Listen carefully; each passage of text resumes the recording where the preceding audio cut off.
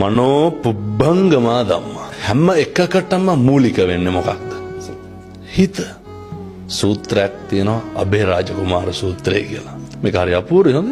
බුදුහාමුදුරුවෝ දානේ වළඳලා ඉවර වෙලා අබේරාජ දැන් ඔය වගේ ඉඳගෙන ඉන්න පොඩි එකා උකුලේ. ඔය නිගණ්ඨනාත පුත්ත කියලා ශාස්ත්‍රූවරයෙක් හිටියනේ. මිනිස්සයාගේ ගෝලයෙක් අබේරාජ. අබේරාජ බුදුහාමුදුරුවන්ගේ ප්‍රශ්න ටිකක් අහනවා. බුදුහාමුදුරුව අර පටිපුච්ච ව්‍යාකරණ ක්‍රමයේ යටතේ අබේරාජගෙන් ආපහු අහනවා.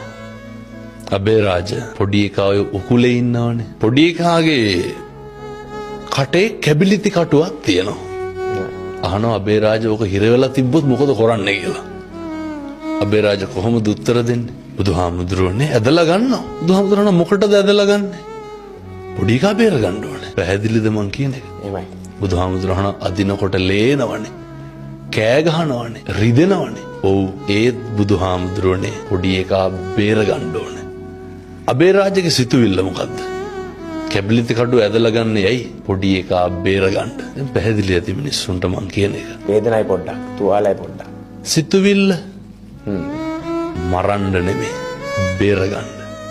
නැස උගන්වනවනේ චේතනාවමයි කර්මය වෙන්නේ කියලා. මිනිස්සුන්ගේ සිතුවිල්ලේ තියෙන කළු සුදු මට්ටමේ අඩු වැඩිය අනුව තමයි කරන ක්‍රියාවේ ප්‍රතිඵල යහපත්ද අයහපත්ද කියන එක තීරණය වෙන්නේ.